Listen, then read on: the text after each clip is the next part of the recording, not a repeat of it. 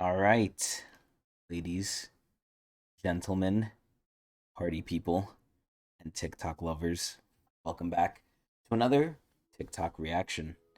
It's Friday, and that means I'm going to sit down for hopefully not too long, but what ends up being long for probably a couple hours, and reacting to TikToks that make us sad, but also show us an important truth about reality. So, I'm not gonna lie, reality has been hitting me pretty hard. For the past 2 hours, I've been having an existential crisis.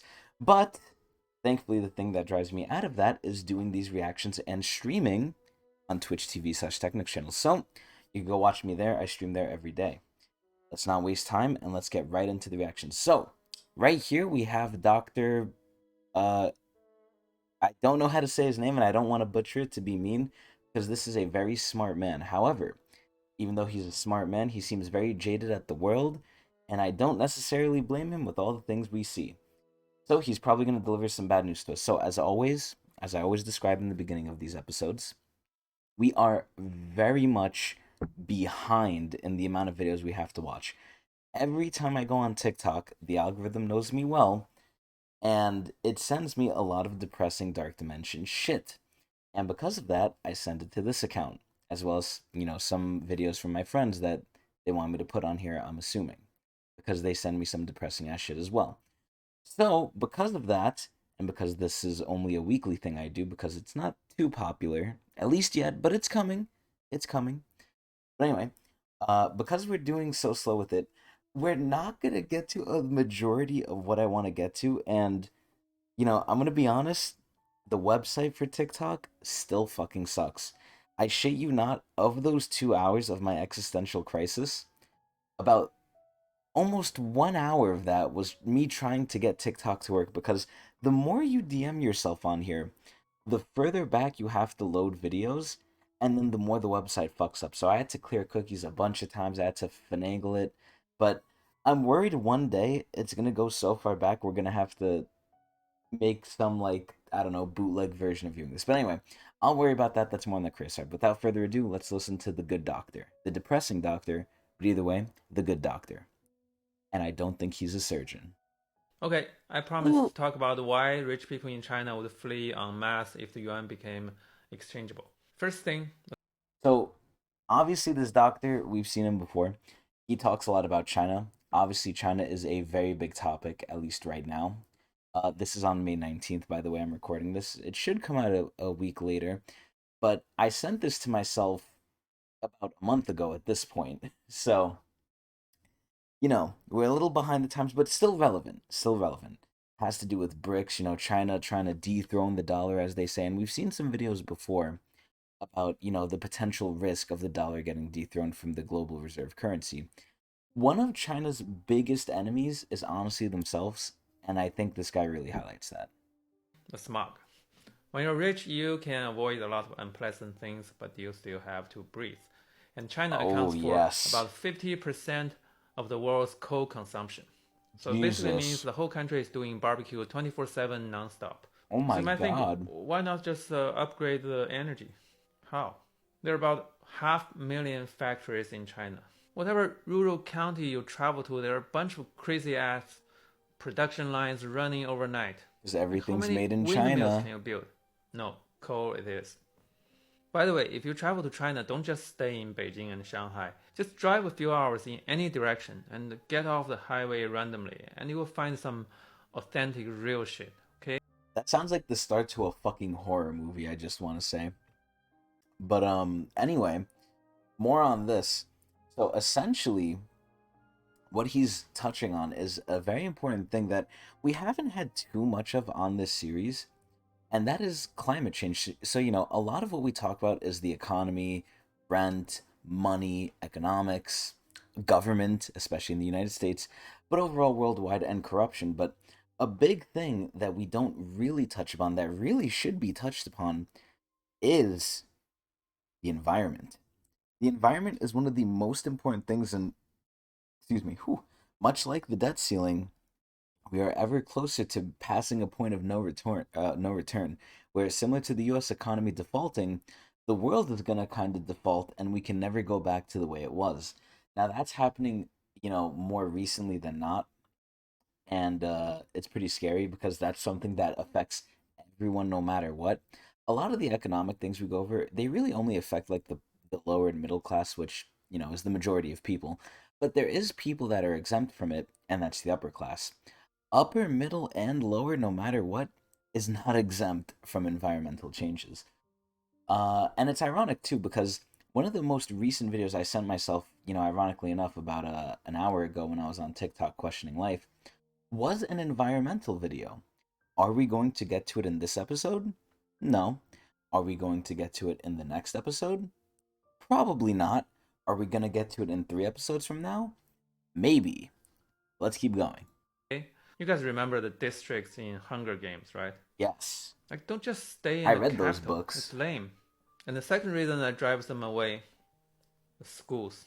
Surprise. Ooh. You probably think the education in China is good, right? You know what's crazy? And we've talked about education in this series before too. And it's ironic too, because I just sent myself an hour ago some stuff about education. So a lot of the things we don't usually talk about are here in the future, plus some funny stuff later on. I try to sprinkle some funny stuff in here because again, being just depressing is really bad for the mental, but we're gonna see eventually all this stuff he's saying just in America. But oh my god, I can make like a whole rant. I can make like a whole like shitty podcast about like how bad school is, especially in the States. But what he's saying here isn't false. There's actually anecdotal examples I have of this. So number one, all throughout my life, I've heard, oh yeah, European schools, Asian schools, outside of the country, obviously, they're so much better than the U.S. The U.S. is garbage, this, and that, right? And it was actually proven to me by one of my teachers. One of my teachers, he was a Greek man, and he came to this country when he was a child, and he didn't speak a lick of English. And you know what's so ironic? It was in middle school. He came around eighth grade. He came in, didn't speak a lick of English, didn't really do good in his classes, obviously enough. However, there was one class he aced, and that was math. And do you know why? Because the math that they taught in Greece, obviously being a Greek myself, I'm a little biased. We did invent math, but as if we can invent a system that already exists. But anyway, we invented math. So over there, obviously, we are very rigorous with it, and we teach it ahead of whatever America is at the same age level. So he came to this country not able to speak, not being able to do good in classes. However, he was ahead of everyone in math and got 100. Not knowing the language of English, but knowing the language of the numbers. So what he's saying is true here. So in case anyone doubted this guy, because a lot of the times here I will show us stuff that isn't necessarily trustworthy or definitely has an agenda, so is a little bit extreme and a little misleading and manipulative. But I think this guy is pretty not those things. Pretty much not those things. He's pretty accurate. Well, the kids might be good at, I don't know, trigonometry or Oh, something, math, but like they're we just miserable. mentioned. Well, I know some Oh, American kids are also miserable, but that's yes, mostly we because they are. have shitty parents. But in That's China, true. kids are miserable. Oh man, Period.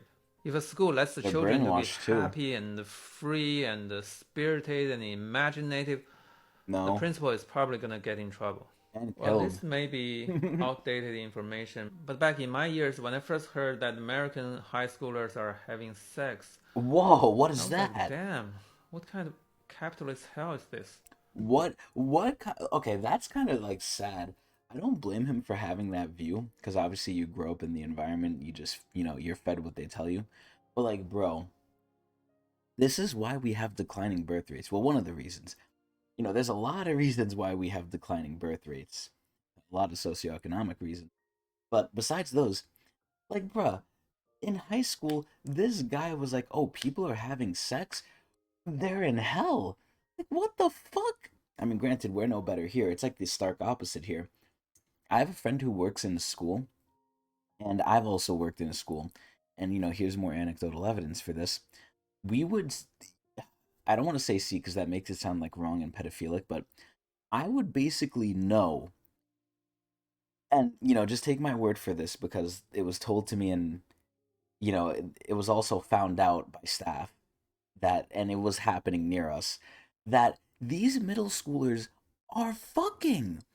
In American schools, kids are fucking each other. And it's like, bro, what the hell? But in Europe they demonize it, or not in Europe, sorry. Well, in Europe too, but also in China. They demonize it like, oh no, sex bad. Be a good worker, make a lot of money, improve the country.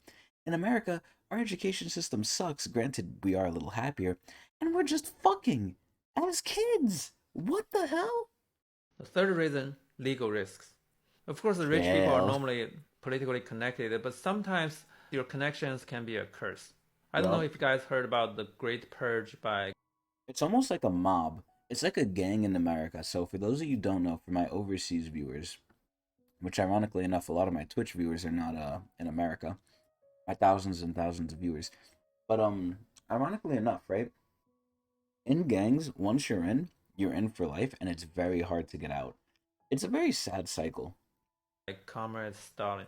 So he sent about 1 million people to the firing squad, and they were all Communist Party members. Of course, it's a different Jesus. age now, but you can still easily go to jail in China if you're connected to some sucker in the political struggle.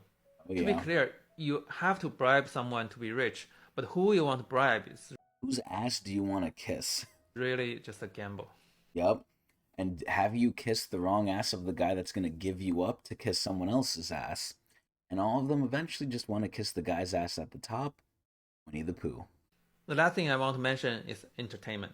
The fun? Of course, China has TikTok, such a blessing.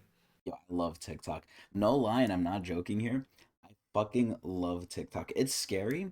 And this is another thing I want to hopefully get to this episode, but who knows if we're going to get to it. We're already 12 minutes into this video and we're only on the first video. But I've sent myself a lot of AI stuff, and I mentioned it last episode too. I swear we are going to get to it. I don't know if we're gonna get to it this episode though, but I swear we're gonna get to it. But oh my god, it's worse and potentially better, but knowing this dark dimension, probably worse than we thought, and it's scary. Hopefully we get to it. But when was the last time you watched a movie or listened to a song made in China?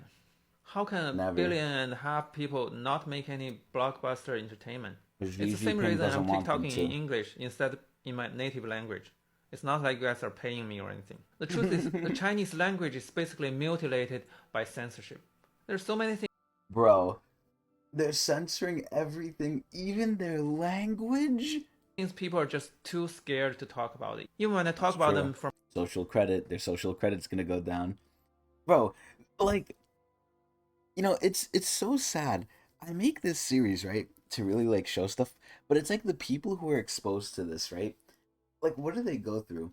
Like, the people who have to be like therapists and the people who were hired to like look at Facebook content to like remove bad content of like people getting mutilated, raped, and like all the bad things. Those people, because they're exposed to it so much, they end up having mental problems. And, I'm not saying I don't have mental problems, but I'm saying this might make it worse, but I'll still do it. here in the US, I can still feel weird because other Chinese speakers would be like, "Whoa, whoa, whoa, whoa, what are you saying? You call the president by his first name? Whoa, Are you a not traitor or allowed. something?" Not allowed. Okay, That's social credit. But anyway, yeah, it's so dystopian to have something like social credit. Like, the more and more I do this series, and even if I wasn't doing these series, I would still get these videos because I do enjoy these videos. It just is really sad to see the world going in a bad direction more than a good one. Obviously, the good is there. Obviously, like, technology and medicine and all the increases in those things and the advancements, they do help people. But I feel like more stuff is happening that's bad than good. Because we'll take the example in the medicinal field of insulin.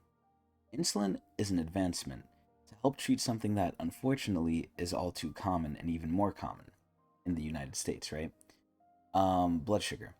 So, insulin is very cheap to make, and it's this great medical advancement that's supposed to help a lot of people.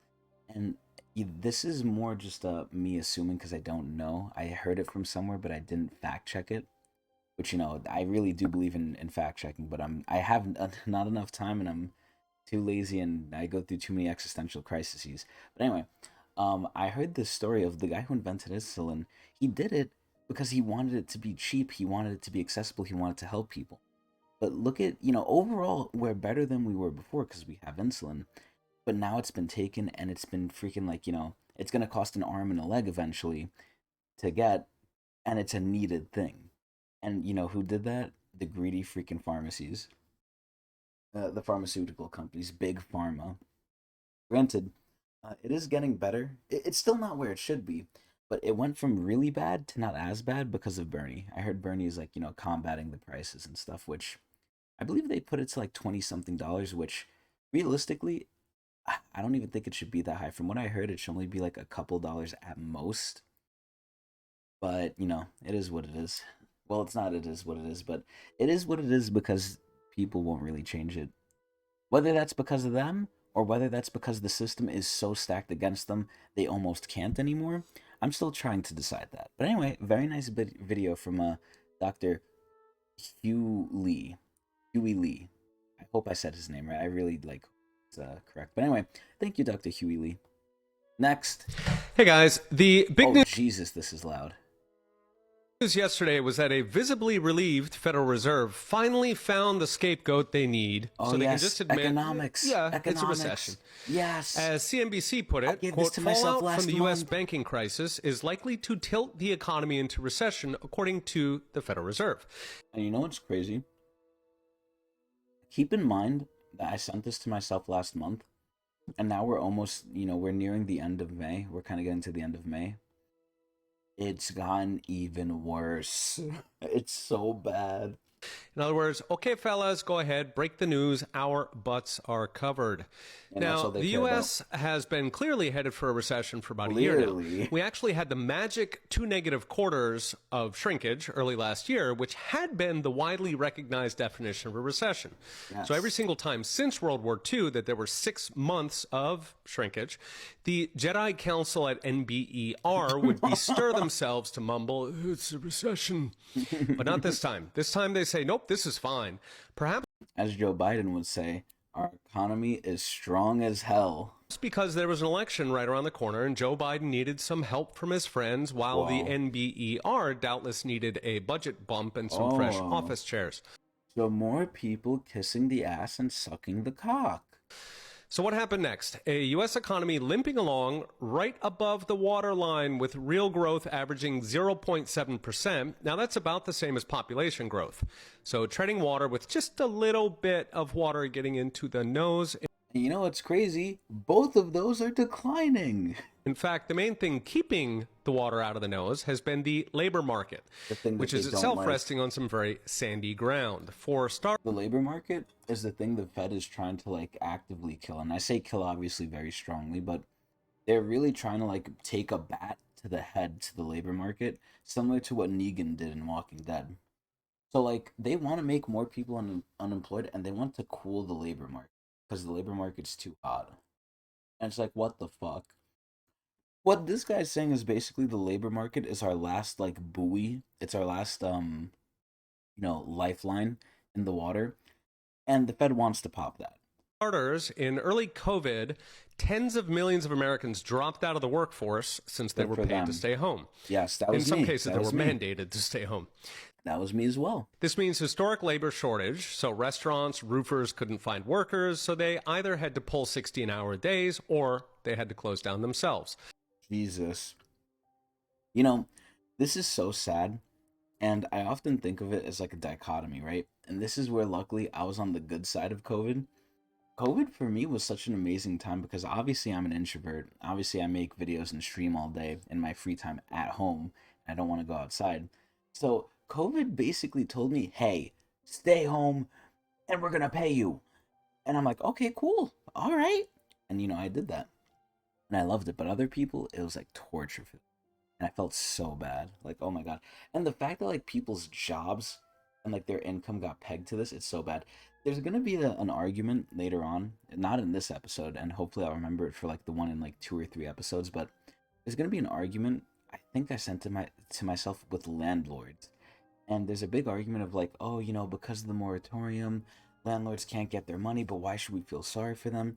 And I might say something a little controversial, but let's just say there's a lot of things where it simply just goes down to there's no real hard right and wrong with with some things, with a lot of things. It's just which side do you stand on that you believe is right or wrong. That doesn't mean it's right or wrong. It's just right and wrong to you. My favorite word is subjectivism. Now, again, there are some things that are just right and wrong under the mass societal view, but we're not going to really go into that because this is more of right, we're not even going to go into this because we have no time. We have to get through these. We're only on the second one. It's been like what, 20 minutes? Jesus Christ. Most of those millions took their sweet time rejoining the Labor Party, rolling off the couch when the stimulus checks or extended unemployment benefits rolled off. Because who the fuck wants to go back to work? And this is the thing I've touched on for a while. Why the fuck do we want to go back to work in a shitty environment where, again, it doesn't make sense? The technology is getting better, so why isn't work either A, becoming easier, less oppressive to our daily lives, and not any less stifling? Like, work feels like it sucks my soul. Literally, what's happened to me is I sleep like 3 to 5 hours every night, go to work out, come home, do this. And it's like, bro, I feel like my soul sucks because I have no time to myself. The majority of my day is doing something I hate, which is, unfortunate for the majority of people. So, it's just very depressing. Who would want to join back to that after giving a taste of freedom, which is one of the worst tortures you could do? Because it's one thing to live in ignorant bliss, and then it's another thing to be dragged out, shown the light, have it burn your eyes, but you realize, like, wow, this is how the rich people almost live. Because obviously we weren't living bougie like them, although some people were, and now they're probably in debt. But just not being able to, or not having to work and being able to work because of COVID, and getting a taste of like freedom. Obviously, there was some financial woes for some people, but for me, right, I got a taste of freedom of not having to do anything and still being able to like afford my living means because the government was giving me that fat check. And I was astounded. I was like, wow, this is so stress free. This is so amazing. If I was a more creative person, I would have created a lot of things and been a benefit to society. But instead, I do this. This slow return But I loved it. made unemployment look artificially low. If you're collecting benefits instead of looking for work, the government counts you as out of the workforce. Essentially, you are statistically retired. You're only unemployed if you're actually looking for a job. So yes, all of those thousands of people living in tents on the streets of LA, they're not unemployed. Literally, the government counts them as essentially retired.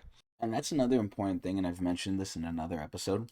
The government counts you as not unemployed after 6 months. So even if you're searching for a job, if you've been unemployed for more than 6 months, you are off the unemployed list. Even though you are unemployed by reality standards, according to statistical evidence and, census taking, you're not unemployed anymore. I don't know if that's still the case because, again, I haven't fact checked this, like I said before, no time. But this is what my my high school teacher told me, and he was very anti-government, which is ironic because he wanted to work for the government. Much more concerning is the millions of Americans who have permanently dropped out of the workforce. Compared to pre-pandemic, we're missing about 2 million workers, according to the BLS. That goes up to about 6 million if we compare it to the Trump-era trend. They say missing as if they're unaccounted for. Like, no, bitch, we know where they are. They're not with you, and they don't want to be with you. Are you stupid? So where did all of those people go? Well, some cashed out and retired early, Lucky. but most are on disability, potentially forever. The number of officially disabled Americans went up by 2.5 million since pre-pandemic. Now it totals 33 million. So about 1 in 5 workers is allegedly unable to work. And since they aren't looking for work, once again, off the list they go. Presto, lowest unemployment in a generation. Wow. Now, our smoke and mirror economy is finally running out of gas. In 5 months, we've seen over 300,000 layoffs in the tech sector alone. And again, this came out like, a month and a half ago, a little bit. It's gotten worse. And again, if we got to the current, like, things I've sent myself an hour ago, we'd see it. Like, I would show examples. But don't worry. A lot of what I'm showing, too, a lot of the videos I'm showing, they are repeating information. But it's just to further prove the points and to show examples. CEO surveys say widespread hiring freezes and recession preparations Car loan defaults are soaring. Over Lovely. 500,000 Americans are late on their car payments. Oh, no. And mortgages could be right behind, especially the 6 million variable rate mortgages whose payment doubled for many houses which were bought at the peak. So this is something I'm going to interject as well for like the billionth time before we ever get done with 2 videos. I saw, and I don't know if it was on TikTok. I don't know if I sent it to myself. I hope I did. But I'm pretty sure I did. I saw this video, so this might be a little bit of a spoiler for a future episode for my millions of fans out there. But I saw this video basically explaining how bad a mortgage is, right? Let's say you get like a normal mortgage, and obviously I'm glossing over a lot of details here, but let's say you get a normal mortgage and you pay, I think, what is it? I forgot the number, so I'm gonna like estimate. You pay like $1,500 a month, right? You pay $1,500 a month. Only 200 or around there of that is actually you paying off what the house costed. The rest of that cost is the mortgage interest. So the extra money you owe for not having the money for wanting to buy the house before you have the means. I swear to God, the banks are just like so evil. And if you can't beat them, join them and invest in the banks. That's not financial advice. Don't follow what I say. Now that the Fed's given their statistical storytellers permission to use the R word, I think we will start to see the curtains pull back on a lot of shell games and stored up trouble hiding inside the top line economic numbers. Oh no. I'll be looking at winners and losers, impact on the rest of the world, and especially the impact of AI. Oh, and that's one thing I want to get to so badly in this fucking series, man. If we lose millions of jobs, will they ever come back? And that's one thing I've always posed, and I've posed it in multiple episodes at this point. With the AI increasing and jobs being taken out, the amount of people, the birth rates are declining, but we still have a lot of people, right? And it's not like we're just going to lose them. They're just going to be unemployed or, according to America, retired. But what are we supposed to do when AI is taking up more jobs than there are people to work? And like, there's a lot more people now that are unemployed that can't get a job because it's been outsourced to AI. You can only create so many jobs as time goes on and technology improves, because a lot of things are going to get automated. So at that point, you have an excess of people, you don't have enough jobs, what are you supposed to do? Because, progress, if nothing else, cannot be stopped.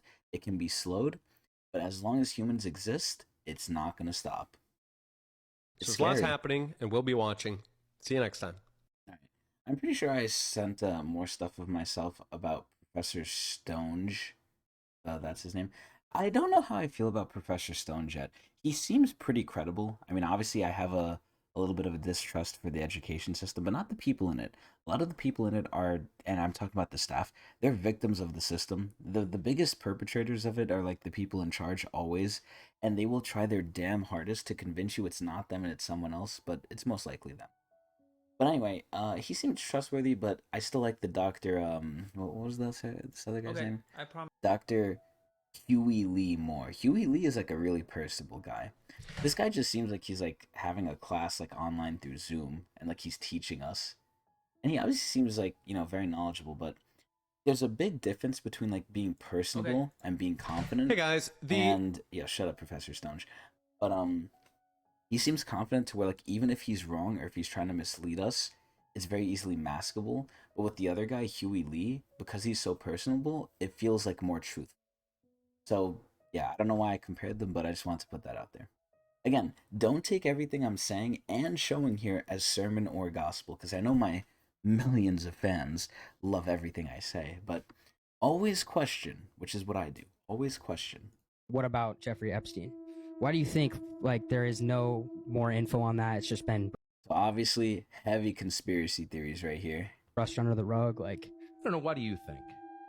Oh, so some context for the people kind of like me. So this guy, I believe his name is Tucker Carlson, and actually looking at the hashtags, it is. So Tucker Carlson is a news reporter or a journalist. I forgot what he is, but he was a very high up guy in Fox. He was a very famous, well known guy, and he left Fox recently. So now because of that, or he either left or he got fired. I forgot which one. But essentially he's like talking really crazy. Now, I don't know if what he's saying is true.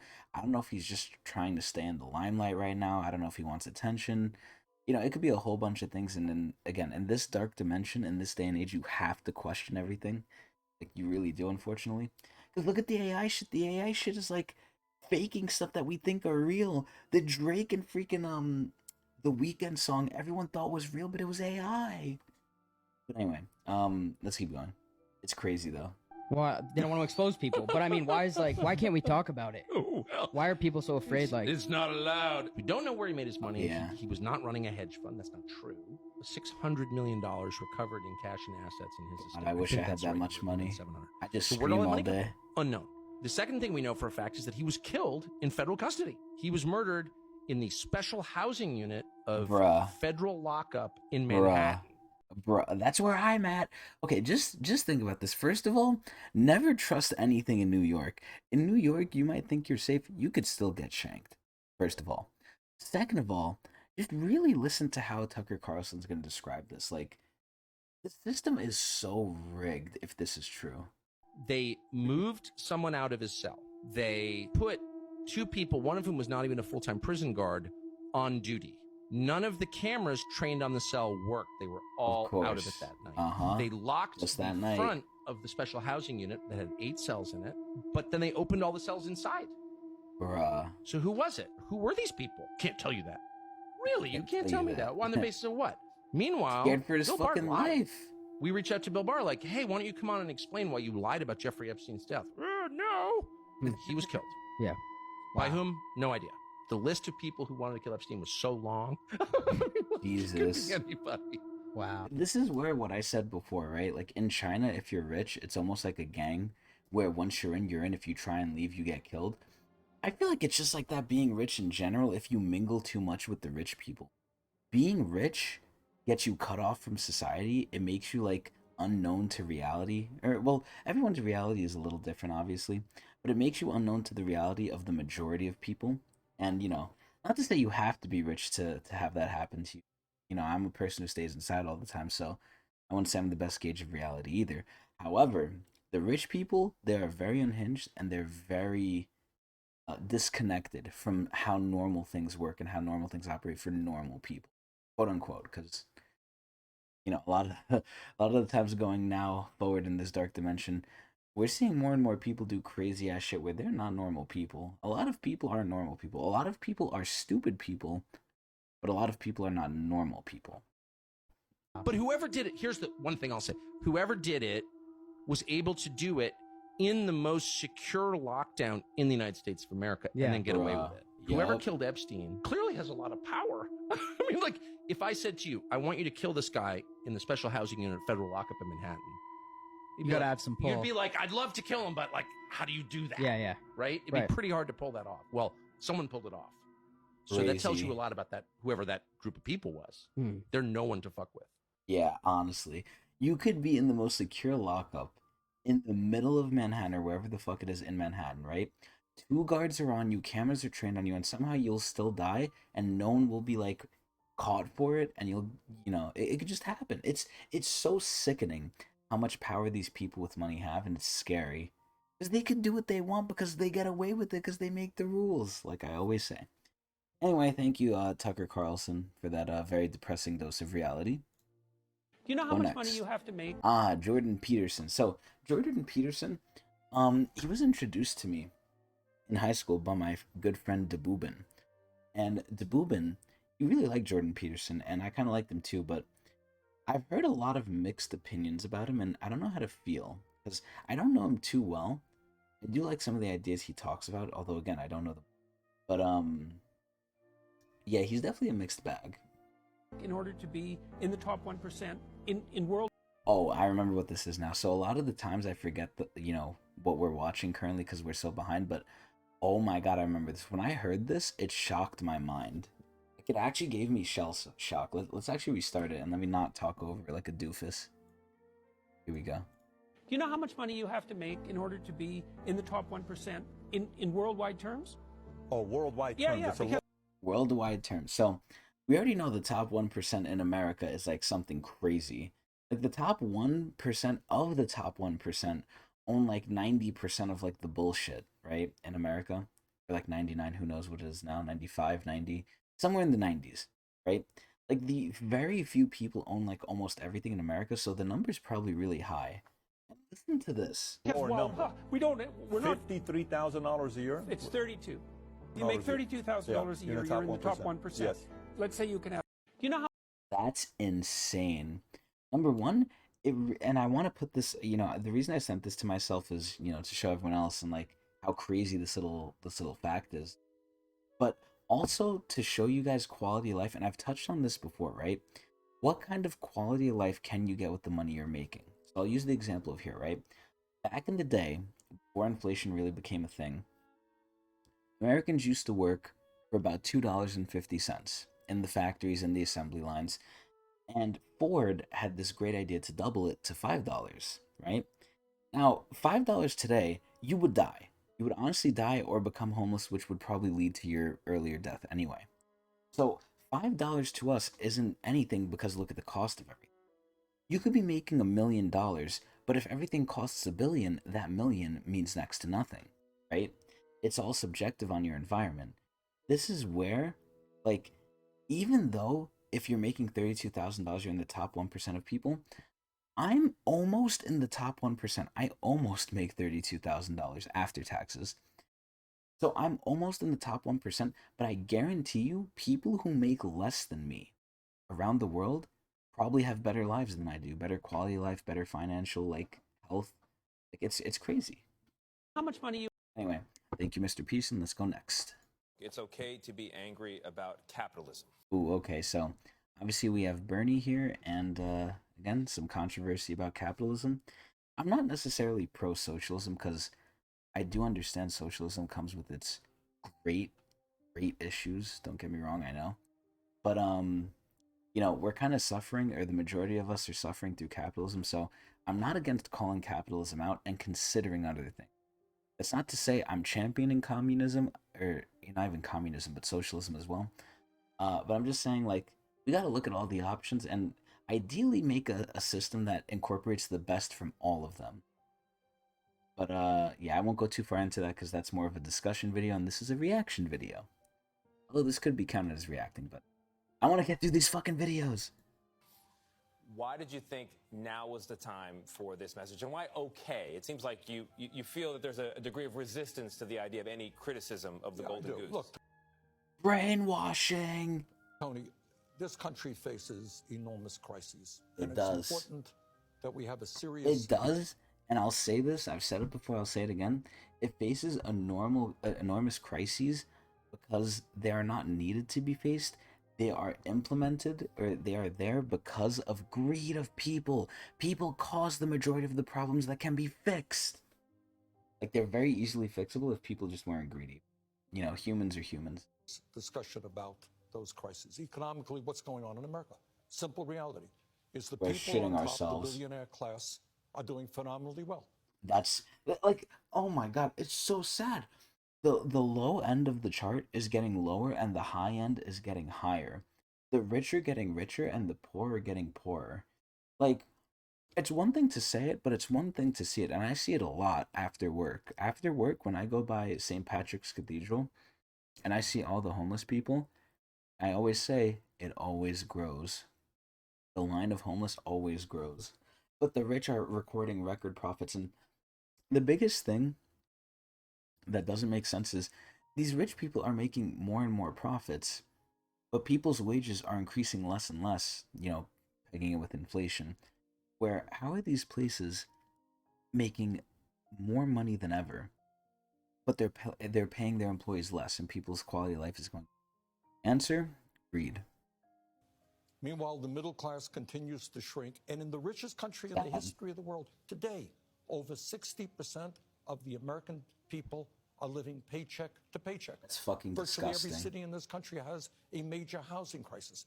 Oh, we are the thank only you, major BlackRock. country on earth not to guarantee health care to all people as a human right. We spend... Listen, you can say what you will about healthcare being like, publicly funded and free. At that point, it definitely does change the system. Like I said, I think we should take a mix of it.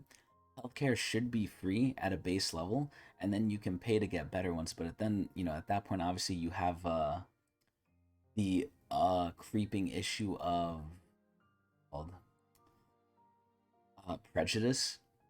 So I think at that point, there's probably going to be a lot of prejudice towards like the free insurances that are essentially going to be shitty, which you're better off just like buying one anyway.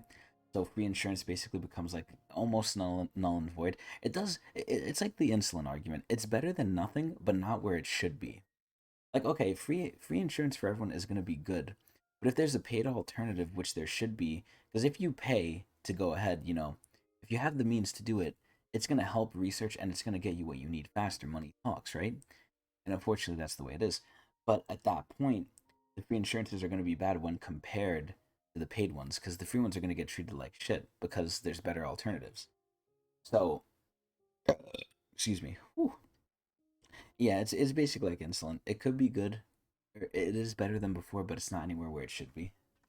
Twice as much per capita. Meanwhile, drug companies making billions. Billions. Insurance companies making billions. Billions. The gap between the rich and everybody else growing wider. Always, we every don't day. talk about those issues. Let's lay it on the table. Let's have that debate. You talk about those issues. Let's not have a debate. Let's fucking do something about it.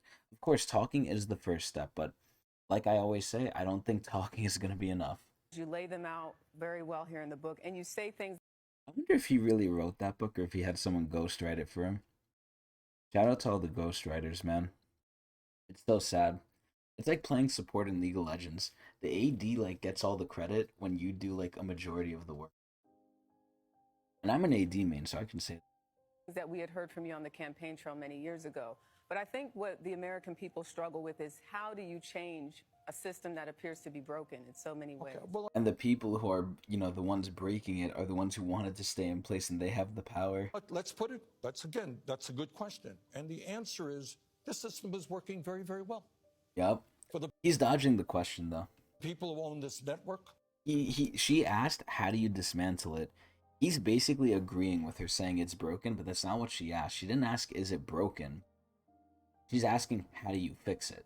For the billionaire class. He's saying, oh, it's not broken. It's fixed for the rich. Okay, but she obviously means for the poor here, Bernie. Come on. Get your fucking act together. I love Bernie, but we gotta call out what we gotta call out. We are involved in class warfare. People on top are doing great. Yes. So it's not hard to come up with the idea. You want health care for all? Duh. Every major country on earth is doing. I live 50 miles away from Canada. See, he didn't answer the question here. This is why I hate senators and like people in government. They're such weasels. I'm not calling Bernie specifically a weasel, although he did just employ a weasel tactic. Like, they're such fucking slimy rats that they just like slip around the question and they don't answer it, but they still come out on top because it sounds good what they said. You know what your bill is when you get out? Zero. As a nation that's spending half of Okay, but how do we do it, Bernie? How do we do it? How do we get that here? We spend per capita. It's okay. Anyway, just a little snippet there of Bernie's still fighting for us apparently. Next. Time flies. Yo, it's Dr. Huey Lee. I love Dr. Huey Lee. So this is a video closer to May where he's discussing an update. So let's see how well his guesses were. It's been a month since Putin announced that he will use the Chinese yuan for foreign trade. So let's see how the yuan and the ruble performed against the US dollar since then. Bro, that graph is sad. Well, it did not work out. My guess, Russia probably... See, this is crazy because in the media, obviously the media has an incentive to say bad news because bad news is what sells and that's what makes them money, right? And this is actually, ironically enough, something that happened recently. I don't think I sent it to myself. This is one of the few current events, well, not so current anymore, but one of the current events that I should have sent myself, but I didn't. And it's the CNN interview with Trump. Trump did a CNN interview where he basically like dogged CNN raw on live TV. And people are asking CNN, why did you do this? Why did you allow this? He embarrassed you. And obviously they said some bullshit statement like, oh, we want his voice to be heard because that's what freedom is about, or some bullshit, right? But realistically, they show Trump because Trump sells. Trump fucking sells. And it's proof. The proof is in the pudding. The next day, I didn't even know this debate happened with Trump. The next day, I definitely knew why, because everyone at work was talking about it all over the news. Trump makes money, especially for the news, by just existing. This guy's crazy. But anyway, yeah, so they have a incentive to basically show you bad news and anything that sparks controversy. And ironically enough, it's sort of like the thing I do here about Dark Dimension, except they have good editing, they have, a studio, and they have good reporters. I have me, but regardless, I have millions of fans, so it doesn't matter. But yeah, essentially, the media is basically using the scare tactic of, oh, the U.S. dollar is gonna get dethroned because that's what causes well, not retention necessarily, but that's what gets the clicks. That's what gets people to view and give them money. We ran out of dollars. Here's where I hope Dr. Huey Lee is telling us the truth because he's not influenced, hopefully, by money. Hopefully he's not paid off by any paid sponsorship by to stabilize the ruble, because now their main revenue is just some unexchangeable Chairman Mao.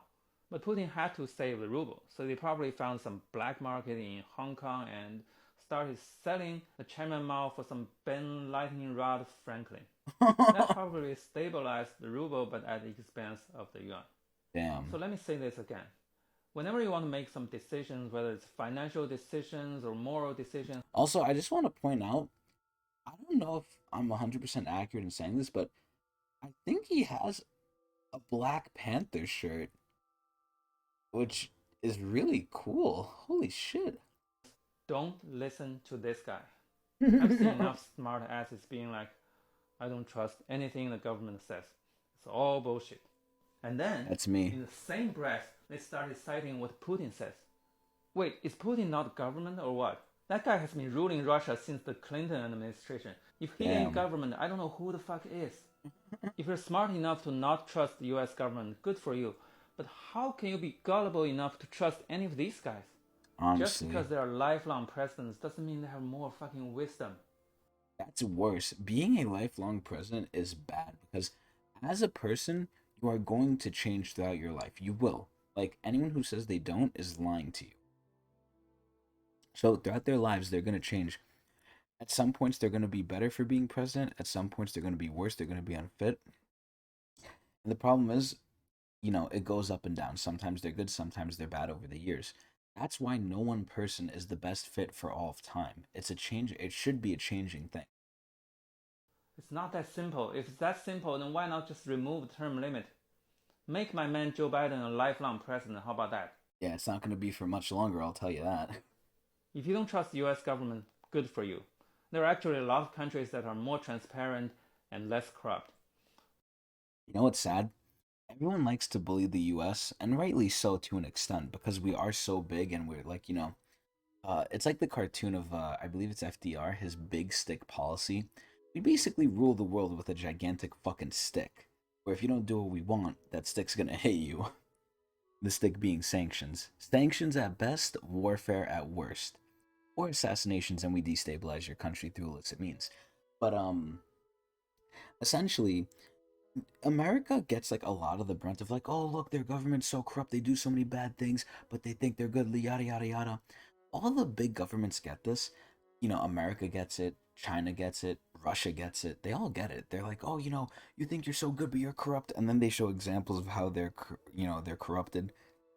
Excuse me. And it's a very hard thing to measure who's more corrupt than who when they're all fucking corrupt as shit. Obviously, there's gonna be someone who's worse than the other, but I don't know how we would actively just logistically find that out. But it's not just the big countries. It's not the big governments that are doing this. I honestly believe, and this is what I say with how it is in our government, once you join the big fish, once you have a government, you're going to be corrupt in some way because that's just the nature of the world. It's the nature of human nature, and it's how the playground works. You either play the game, or you get left behind, or you get kicked out. You don't win if you don't play the game. Unfortunately, you have to use the master's tools to dismantle the house, but a lot of people start using the tools and then they never put them down and they never dismantle the house. It's tragic. Like New Zealand, Finland, or even the fucking Canada, all good. Canada. But since when was Russia a credible source of information? By what thinking? And this is the sad part too, right? Because the people in those countries don't know. And, when you say that, you can use the same logic to the US, right? But what if the US is brainwashing themselves, right? We don't know. Anyone who's being brainwashed won't know they're brainwashed, but with that logic, you can always argue it. So it gets into a slippery slope. However, from what we can see, as Americans, hopefully from some biased and unbiased sources, Russia is lying a lot about the war. Like, they are not the symbol of truth. Granted, I don't think any government is, but it's to the level, right? Which government is more truthful? And Russia is definitely not high on that list, for sure. What standard? Like, give me one aspect in which Russia is a role model. Don't tell me vodka. I'm a multi person. I'm kidding. I only drink Coke Zero. That shit is cheap. But if Joe Biden doesn't fix inflation right now, I may have to switch to Pepsi. Yo! Okay, this guy's funny, yo. I love Dr. Huey Lee. But don't worry about me. If you want some credible source of information, I wonder if he's actually a doctor. well, I don't know where to find it, but not this guy. Consult your fucking dog if necessary, but not the KGB. Yeah, he's completely right. Thank you, Dr. Huey Lee. Another great video. See, I like Dr. Huey Lee. He's very similar to a guy on YouTube that I watch. His name is Brian. His YouTube channel name is Clear Value Tax. Very informative guy.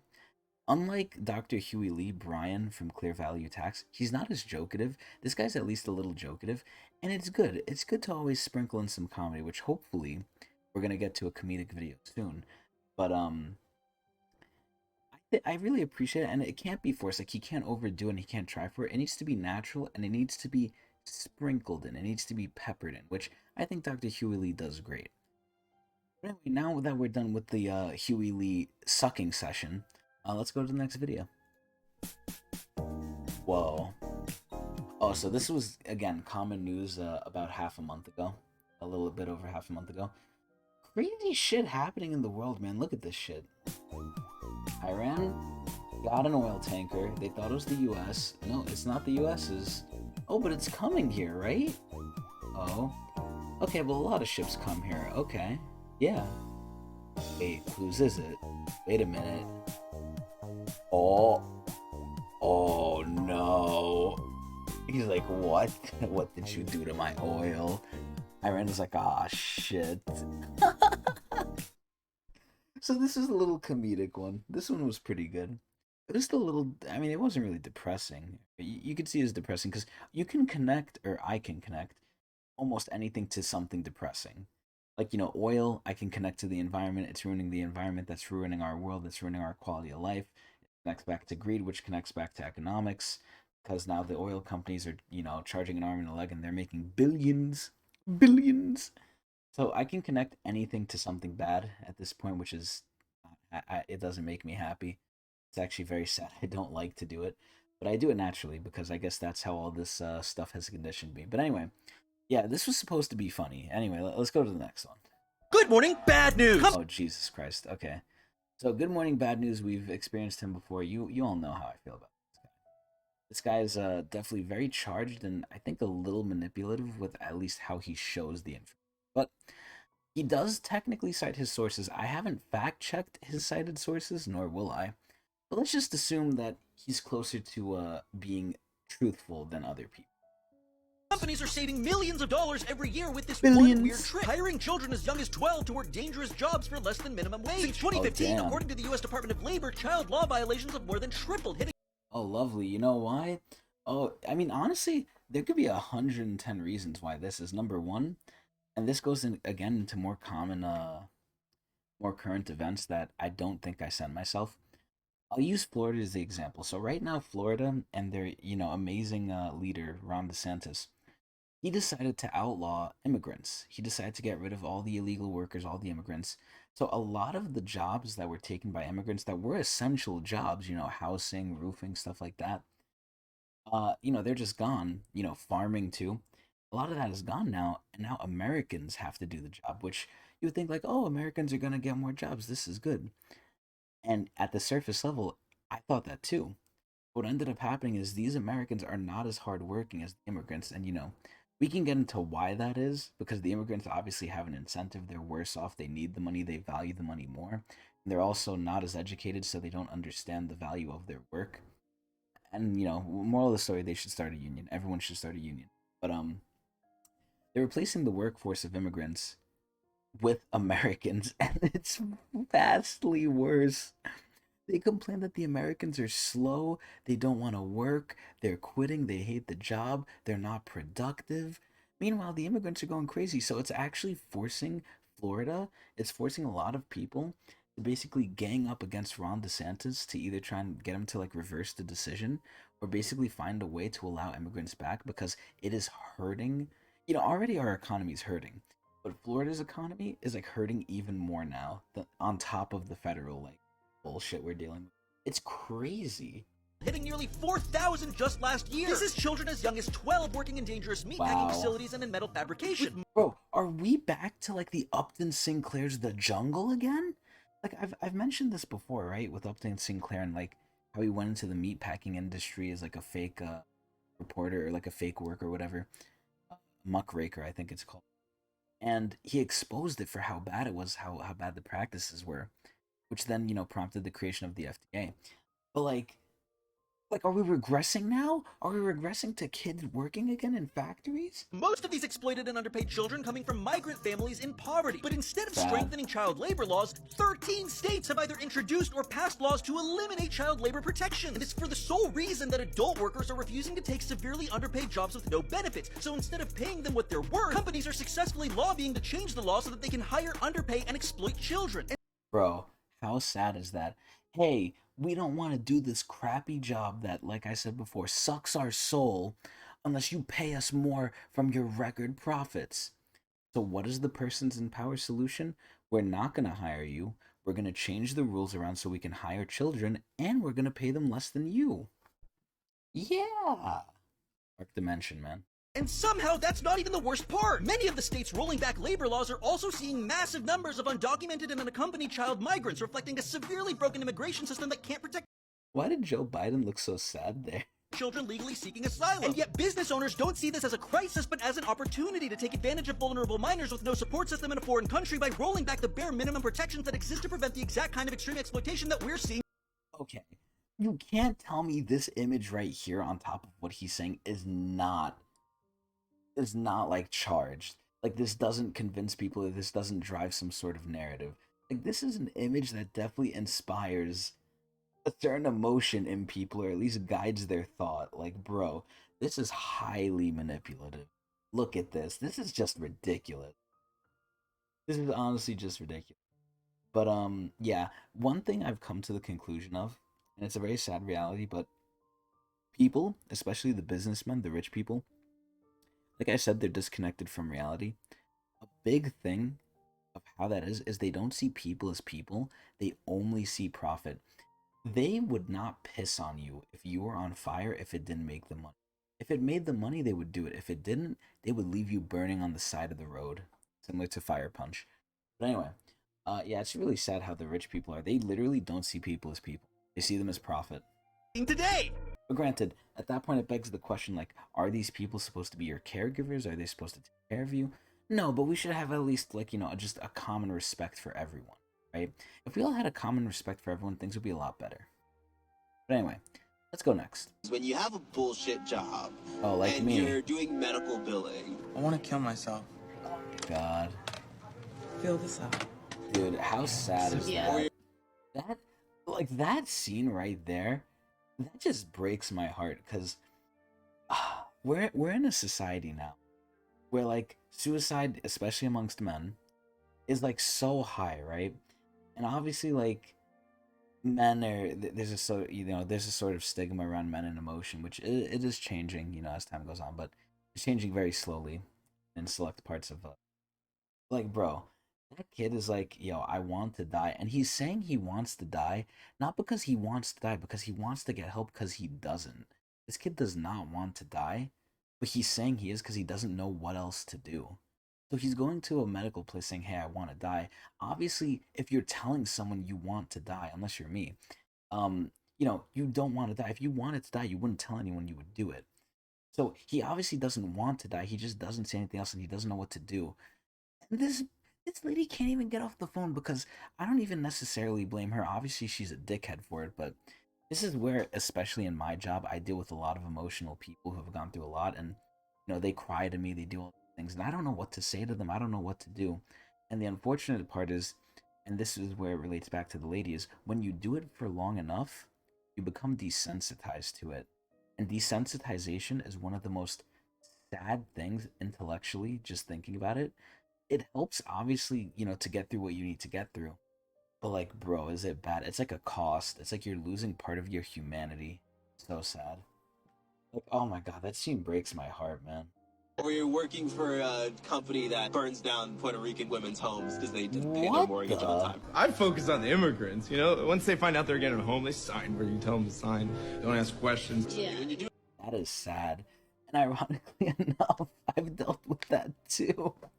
I've dealt with clients in my job that are becoming homeless and they're begging me like, "Oh, please help us. We have no money." And I'm not saying this in this tone to joke. I'm trying to like differentiate me from them. Like, "Oh, please help us. We have no money. We're relying on you. We're going to lose our place to live. We're going to go out on the street." We've had clients who we can't contact anymore because they said they were becoming homeless. And, why can't we contact them? Because they're probably homeless. Another big issue. Oh my god. Real estate is so fucked. There's so many things in society, not just America, mostly America because that's what I'm familiar with, but there's so many things in this dark dimension in America that are fucked. And the three biggest things I could think of is real estate, um, medicine, and like, medical things and insurance, and then just the economy and interest rates and how banks can do it. It's just all sick, man. And then government spending, then who they put in leadership and how they waste the money. I shit you not, in the city, in New York City, which I live and go to work in, and I go to Midtown Manhattan, right? I work in Midtown Manhattan, a very wealthy place. There is a light post there. There's a crosswalk there, right? With the little, like, traffic light that tells you when to walk, when to stop. It's been broken for months. There's potholes on the street. It's been broken for months. And the city that gets how much in funding can't fix this light for months. In one of the richest places in the world. Like, you're bullshitting me. doing bullshit, stupid work. Yeah. That's me You don't every actually day. respect That's me. the That's money me. that you earn. That's me. Because you didn't respect Bro, this guy needs to get clubbed. the way that you earned it. Teachers were reduced to frantically collecting money on their hands and knees in a scramble to secure enough cash to buy supplies for their classrooms. Like, you know what's sad? These teachers are doing this for their students. Teaching, to me, now this is where, I had a different opinion. Because obviously I grew up, I hate school. Still hate school. But I've grown to have a different view on teachers. Because obviously there's some teachers where when you're a kid, they want you to do good in school. They're going to, like, give you detention. They're going to yell at you for not paying attention. They truly do want the best for you at that point because they want you to, like, be set up for your future. Because just imagine how many people teachers see. They grow up, they didn't pay attention in school, and the teacher knows what's going to happen to them in society. Like, they're just going to go down the wrong path. It's going to be, like, terrible for them. And it's worse when you see them as a kid, because as a kid, they're innocent. They haven't done anything wrong yet, and you want to guide them right. But the saddest part is, teachers, to me, doctors, in a way, doctors are more like, it's not the case anymore, because I feel like some people become doctors not because they want to help people. There obviously are some people that, become doctors because they want to help people, but a lot of the times with these professions, the money muddies it. Obviously, it's not just the money. You have people going into it because of their culture. You have people going into it because it's just like, a generational thing. Oh, you're from a family of doctors. You're surrounded by doctors, so you're going to go think, I'm going to become a doctor because that's all your family does. You're influenced by it. Or it's a culture thing, like I said, where your family wants you to become a doctor.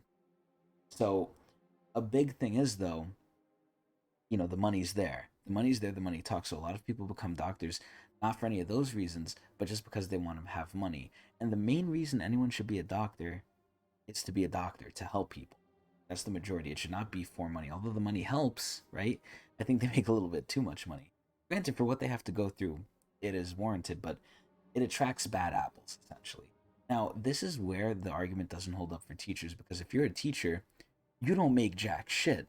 You're literally there, at your own detriment, and you're helping people. Now, again, there's some people who are teachers. I'm obviously not speaking for everyone. There's definitely people who are teachers who are there even though they're getting terrible pay because they have nothing else. They got stuck there. They don't know how to get out. People can definitely go into teaching and not want to be a good teacher, but the percentage of people, I believe, that go into teaching are more, there's more of a percentage of good people that go into teaching than lawyering and doctoring. because those professions make you money, which muddies, it attracts, people who are only interested in money. Although, I'm talking very in specific here, but all three of the things I'm listing here, you know, law, medicine, and teaching, they all have good and bad apples, but the bad apples are more congregated in law and medicine. And by bad apples, I mean they're not there for the actual like reason they're supposed to be, the reason the job exists, which is to help people. They're there for money. Obviously, they have to get money by helping people, but I'm pretty sure we've almost all experienced a doctor who really doesn't care about you as a. They're just there to treat you, do what you need to do, get them out of here, go next. Because, even moving further out to the healthcare system, it's become like, okay, treat your patient, get as many patients in as you can, so we could charge their insurance to make money, because it's always about the money. But anyway, moving back to the video here, because I'm getting off topic and taking way on this than, not that I thought I would, but I definitely knew. But we're taking long on this anyway. These teachers, I thought they would be like scrambling and fucking like mortifying themselves and prostrating themselves here in front of people for themselves. Like, okay, teachers don't make a lot of money. Here, guys, go in like a sand pit and just like grab money off the floor on your knees, right? So you can afford to like have a vacation. But no, they're doing this for their students. That is sad. That is sad. This is like disgusting a little bit. And then in order to get the satisfaction that you should have got from earning the money, you try to replace that by spending it.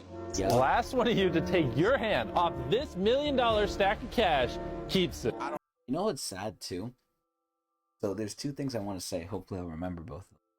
But number one is, that's just our society in general. Our society is a materialistic society, and it functions by having people spend what they get, not save it. I'm trying to do, good things for my future. I'm trying to invest. I think everyone should invest, although that does fuel these very evil companies. Like I said before, if you can't beat them, join them. I don't think we could beat them. So you might as well benefit off of them as much as they're benefiting from all of us, right? So that's the first point I wanted to make. And the second point I wanted to make is, I'm going to have to rewind it to oh yeah, Mr. Beast. So Mr. Beast, this guy is so controversial, and it's so sad, right? The whole like thing with Mr. Beast is he really just set out, and obviously you can question his intentions, you can question what he's getting out of it, you can question like the morality of things, right? But leave it to humanity to question the guy who just makes mainly like very positive content, helping people, being charitable, and people will always find something to pick out wrong with it. For instance, right? Oh, he made a video saying like, oh, I gave 1,000 deaf kids the ability to hear again. And then people will be like, oh, why couldn't you just give it to them without making the video? Why couldn't you do this? Why couldn't you do that? Why couldn't you do more? People, after you hit a certain level of fame and notoriety, there's going to be people that will nick you for everything, even when you're doing good.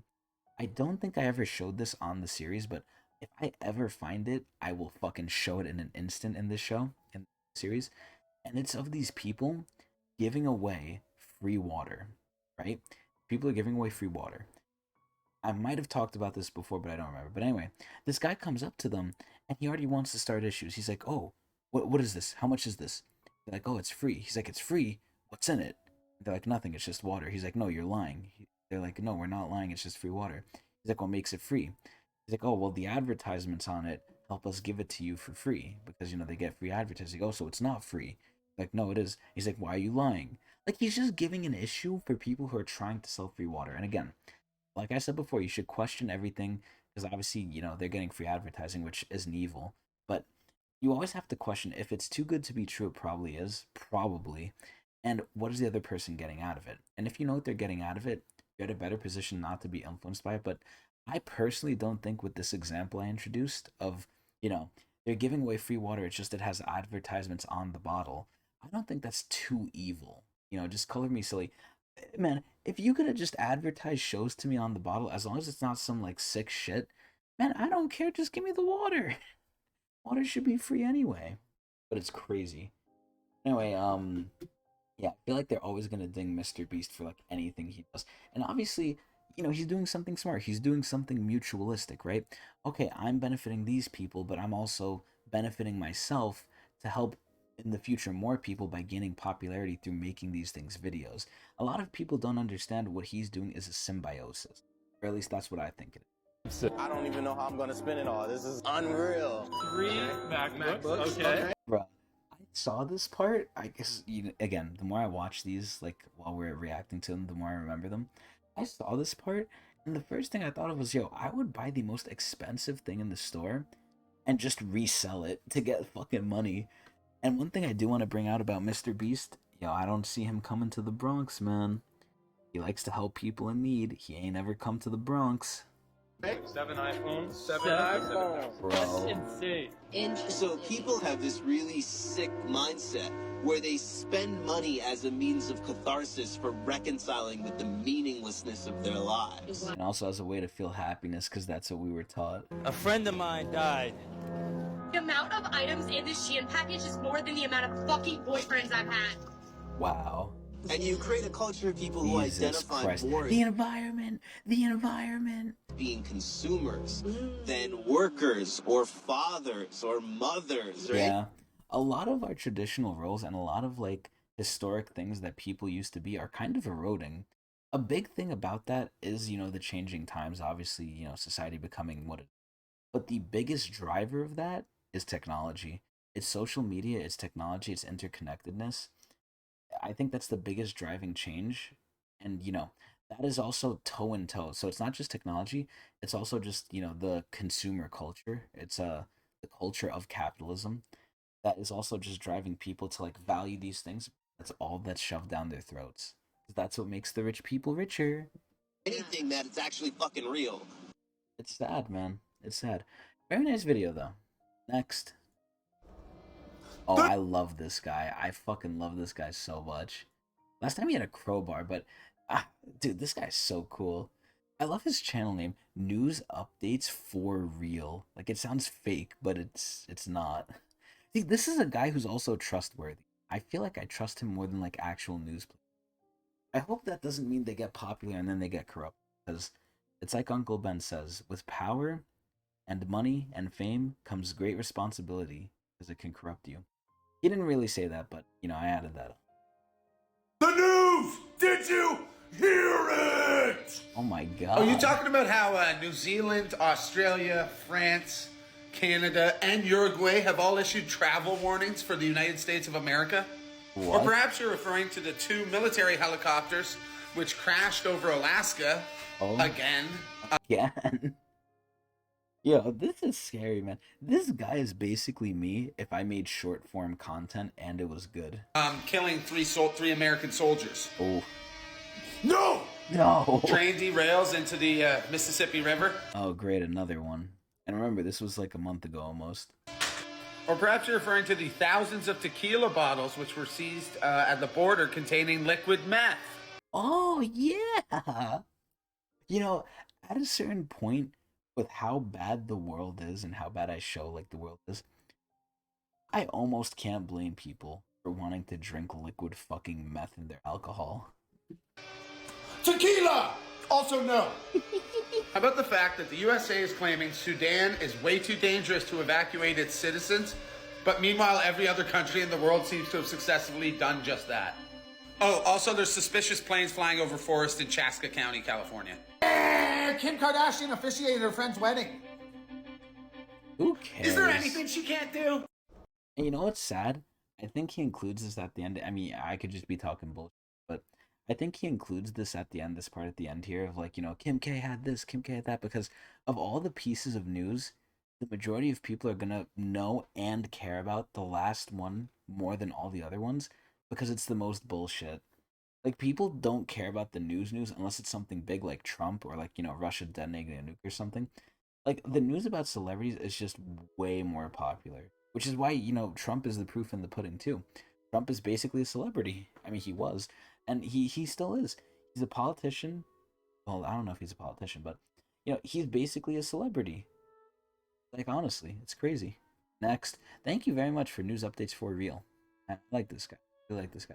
The U.S. government doesn't want us to have a zombie problem. You might remember that back in March, 3 U.S. regional banks collapsed in a matter of days. Ah, yes, another banking one. It caused everyone to worry that we might get a full-scale banking crisis, and so Which we almost did. the government stepped in and backstopped all the deposits at those banks, which is going to cause a lot of problems down the road. Calm things down. Well, that worked for the most part, but one bank wasn't able to escape the turmoil without taking a big blow. A few days ago, San Francisco-based First Republic Bank reported that it lost over $100 billion of deposits in the days after Silicon Valley Bank collapsed. That's 60% of its deposits out the door. Now, the fact that First Republic had lost a lot of its deposits wasn't a surprise. We knew that it faced a run on the bank similar to SVB because it had similar customers as SVB. A lot of high net worth clients with deposits well over the $250,000 FDIC insurance limit. But honestly, the FDIC insurance limit is something that needs to be adjusted for the time.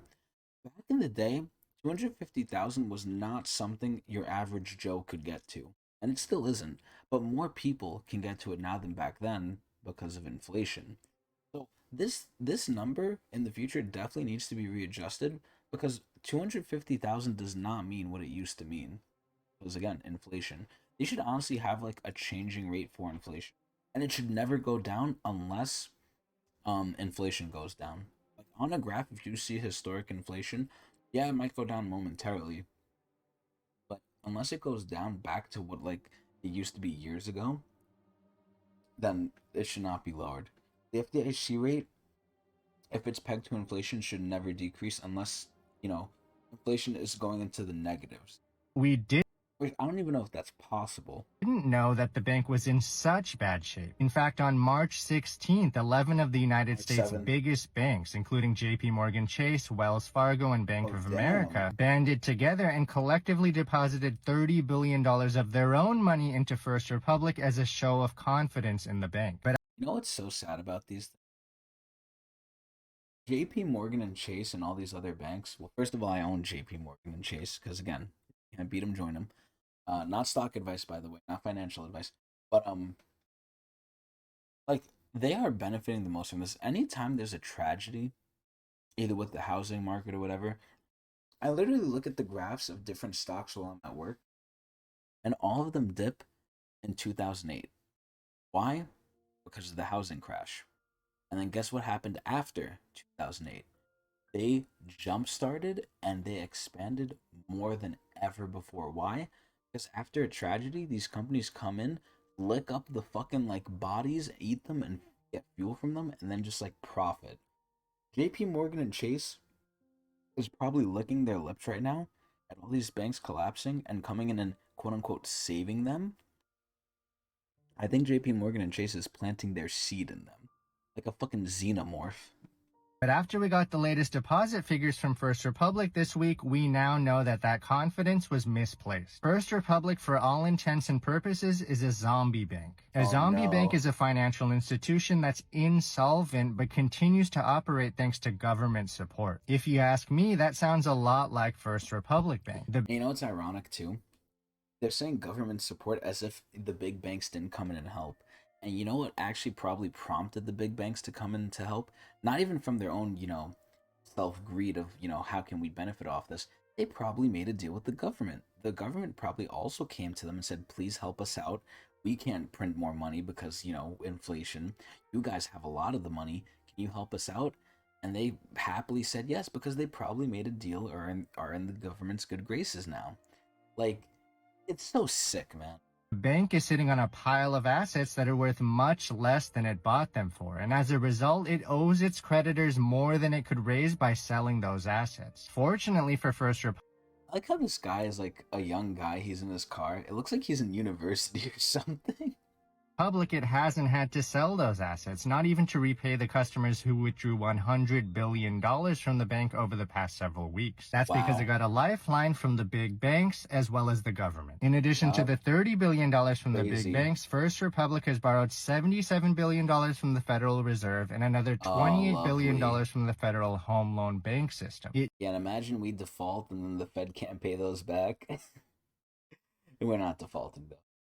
At least I don't think we are. use that money to repay the depositors who took money out of First Republic Bank. Without that money, First Republic would have been toast, just like Silicon Valley Bank. But just because First Republic Bank didn't collapse in the same way that SVB did doesn't mean it isn't in really bad shape. It's a zombie that's surviving only because of an enormous amount of government support. If the government... This guy has like my levels of editing when I used to edit my shit. Like my levels of editing are I'm just gonna put something that's like related to it, either like a picture or like a GIF. I did that for like my my HelloFresh like rating review series, which was pretty funny. But like I love that. It's such an easy way of editing. So effective. Government or even the big banks take their money back, First Republic would almost certainly go under. So now First Republic is basically the indentured servant of the government and these other banks. And if they don't play nice with them and do what they want, they pull their money, they pull their loans out, right? Because I don't think they donated money to First Republic. And then First Republic dies, which it doesn't want to do. So it's basically their slave. Obviously, First Republic doesn't want that to happen. It would love to muddle along in a zombie state, hoping that its fortunes improve. If the bank could just wait it out, the prices of its assets would likely recover over time, since they're primarily made up of high-quality mortgages. The main reason the assets have dropped in value is because of rising interest rates, not because First Republic made loans to borrowers who can't pay it back. Over time, the bank might also be able to attract more customers and more deposits to replace the high-cost loans that it's gotten from the Fed and the FHLB. On average today, First Republic pays 2% interest on its deposits, which is nothing, versus almost 5% on the loans from the government. So if it could somehow bring customers back, its situation could improve. But U.S. banking regulators don't seem willing to allow First Republic to wait it out, and for good reason. The loans that the Fed and the FHLB provide to banks are generally meant to help them weather short-term, rocky financial and economic conditions. They're not designed to be used as permanent sources of funding. A private... It's like, you know what this is like? This is like stimulus. Freaking First Republic is essentially going through what we had to go through in the pandemic. They got government assistance, and now they have to get off their asses and do something. But now look, the government is going to pull their funding away because that's what the government does. They're not going to give away free money. Privately owned bank that exists only because of massive government support isn't good for the economy. It ties up money that could better be used elsewhere. And Yeah, right.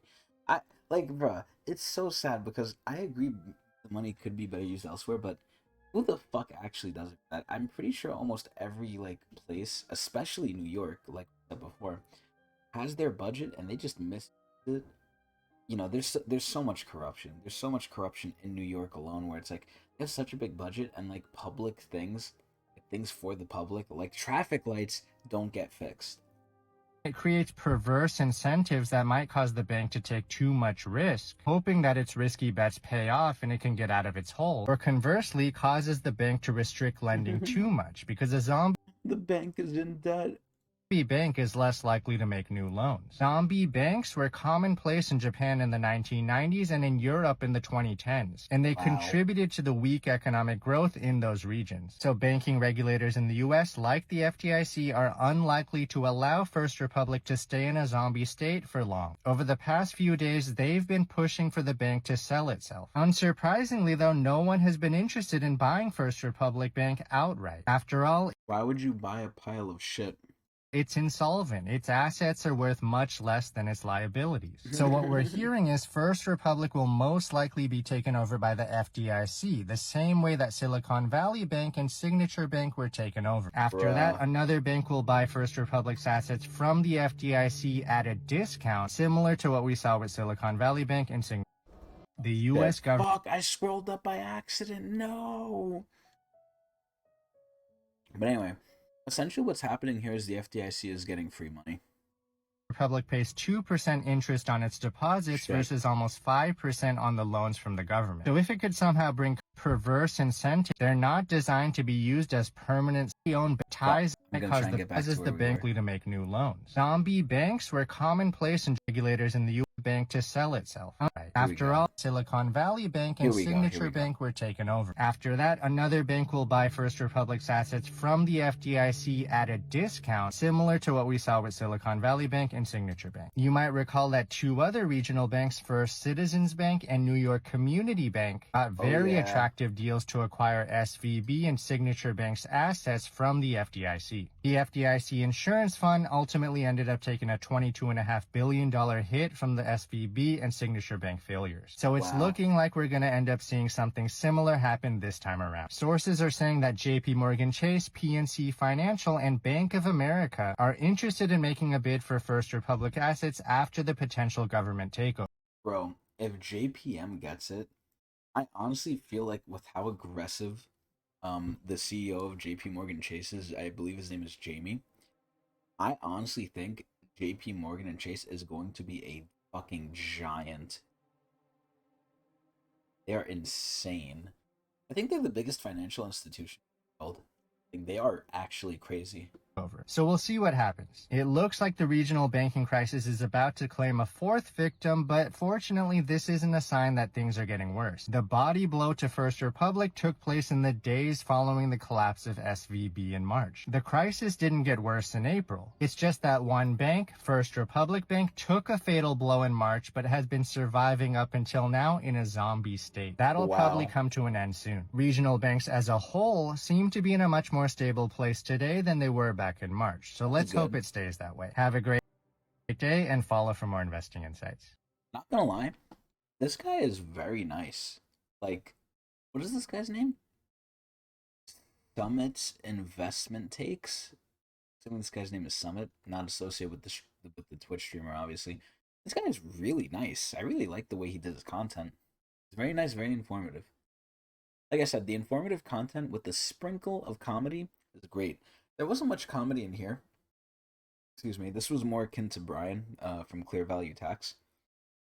Whereas, you know, I'm looking more for the good doctor whose name I'm forgetting here. Huey, I believe. Huey Lee.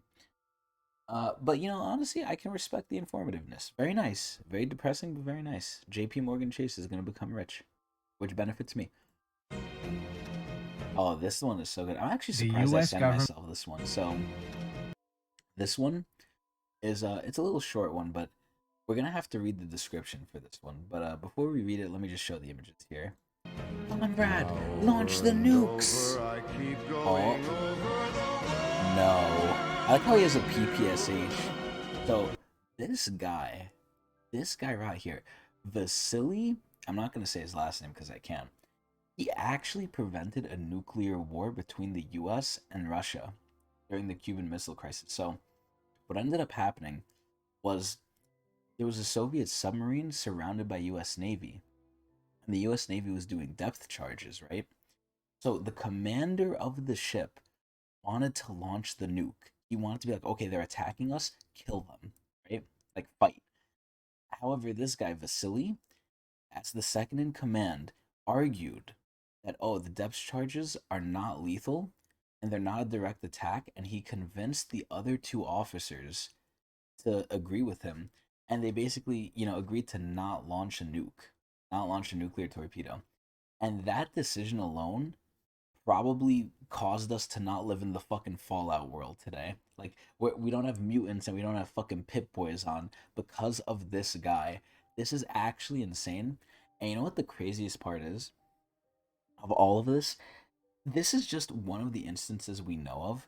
And, you know, it's like a sick, like, twist. It's like a sick tragedy of there's so many times, and I don't remember them here, but I know there's other times where we got very close to, like, mass extinction or, like, a really bad event occurring. However, it was averted by, like, the skin of its teeth. And it's like, bro, this is really the dark dimension, because we will avoid killing ourselves 100 times over, but it will still stay as bad as it is. It's almost like reality in this dark dimension wants us to keep living so we can keep suffering. And it's so sad. But this guy is a fucking G. This guy has the biggest fucking cock and balls of steel in the world. He went against his commander in the Soviet Union to say, while they're getting bombed, by the way. You hear bombs going off around you. You're in a submarine. If they hit you, you die. So this guy, like, was calm as fuck, going against his commander, saying, no, do not fight them. Like, this is insane. This guy is a G. Like, holy shit. His calm and level-headed decision-making has been credited with preventing one of the most dangerous moments in history. That is an understatement. But yeah, even though this is, like, a good thing, it goes back to what I said before, of just, like, you know, so many times we'll avoid extinction, but just so we can keep suffering. It's fucking sad. But it is good. Shout out to Vasily. This guy's a G. Hey, y'all motherfuckers keep robbing us, so we're gonna bounce. We're gonna... Okay, so I remember this one immediately. This one is going to be a little controversial, and we're going to talk about it right after. But, how long has this video been going? An hour and a half, okay. Just making sure we're keeping with the time. It's like 1 a.m. now. But anyway. Hey, yo, whoa. So, we actually saw videos before in the series. I believe I showed a video before of, we went over it before of people, you know, looting from Walmart, and then people siding with Walmart, and then people siding against Walmart. I think this is going to be an important step in the discussion we're going to make. Whoa, you can't just leave? How am I supposed to feed my kids and shit? Like, well, I don't know, but I'm sure one of your neighbors got a 50-pack of ramen noodles somewhere, nigga. You better ask. And Walmart, you should be absolutely ashamed of yourself. You are the reason that our communities lack the investment that they have. Well, we get robbed every day from corporate greed, not to mention the 300 years of systemic oppression our people have faced. Why are you gonna leave us? I feel like an animal, and black people made me feel like an animal. Y'all did this to us. What you're witnessing is our chickens come home to roost. So basically, we're seeing two sides, right? There's two sides to this argument. Number one, the people who are doing this are a victim. And number two, the people who are doing this are continuing the problem. And we're going to keep going. I don't want to get into the discussion until we're like over, but I'm going to keep chiming in. One, bro, our slogan is literally save money, live better, and two, are you really trying to justify thievery from like some your great grandfather went through? Like, what the fuck are you doing? Look at this. Look at this. What the hell? Well, I'm gonna mind my business, and I'm gonna go home and I'm gonna pay for my soda. He's still paying for his soda, bro. Pay for my soda. No, wait. If you leave, you're racist. Common sense is racism, then I'm a fucking grand wizard, nigga. In Chicago, with they close all the Walmarts up in the hood for all the black people. Look at that. Look at that. Like, what the fuck is this?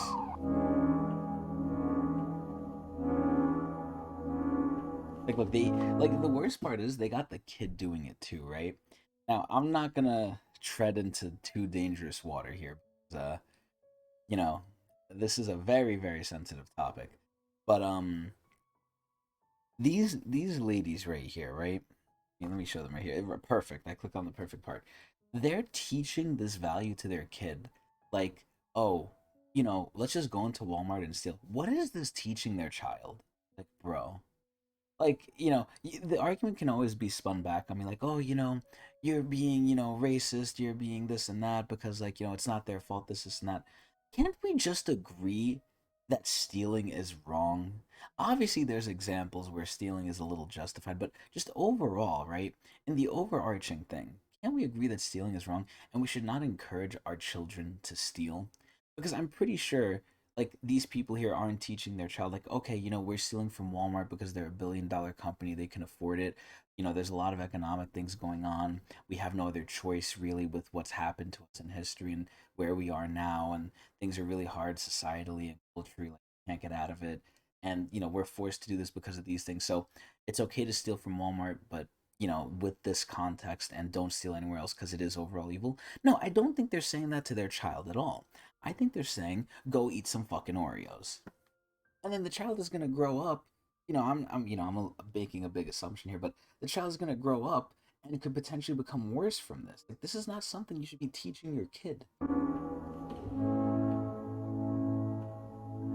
Like, bro, this person's not even scanning it, they're just taking it. Hey, So, this is where Like, let me just go back to this.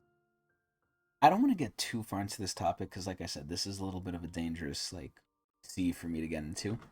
But, like, going back here, right, looking at this image and seeing the whole store fucked up, right? Obviously, this is lost. Like, this is just lost profit. Now, obviously, before I criticized, businessmen only look at profit, they don't look at people. But at the end of the day, it needs to be, like I said, what Mr. Beast is doing, a symbiotic relationship, right? You have this guy in the beginning saying Walmart should be ashamed of themselves, right?